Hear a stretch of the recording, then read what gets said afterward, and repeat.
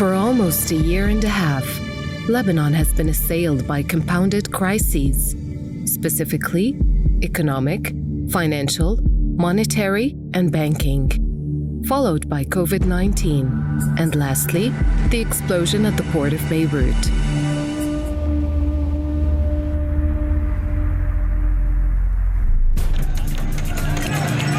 A confluence of political paralysis, rampant corruption, economic instability, and external interference has driven Lebanon's devastating crisis.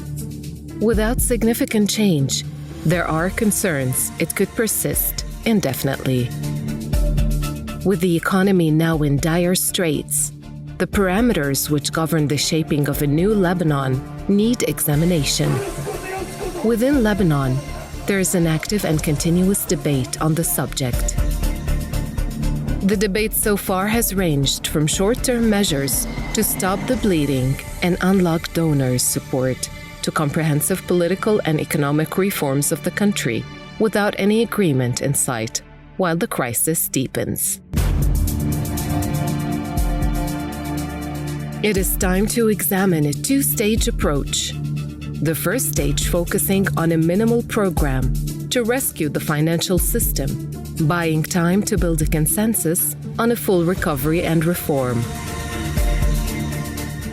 The international system's key interests in that country, which justify emergency assistance, are first, to work with Lebanese governmental, economic, and civil society groups to prevent a total collapse of governance in the economy, to avoid a failed state in an already tense region. The plan and the initiative which we will unveil in a conference on June 30 in collaboration with the Wilson Center, the Atlantic Council, and ISBI in Italy, will talk about a multi-stage approach to addressing the crisis with an immediate focus on restructuring of the financial sector while also making sure there is a strong, comprehensive social protection plan that will protect the low-income groups and the most vulnerable ones in society. The Building a Better Lebanon report addresses the myriad challenges Lebanon faces, but more importantly, highlights the key opportunities for recovery and rebuilding the economy, starting from the ground up with measures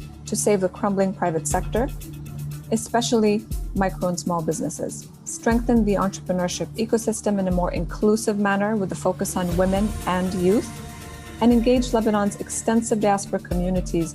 The financial crisis hitting Lebanon resulted from the collapse of the dollarized economic model, according to which Lebanese banks offer high interest rates to attract dollar deposit flow from non-residents and residents alike to finance current expenditure, including paying for import and servicing debt obligations, and build up US dollar claims.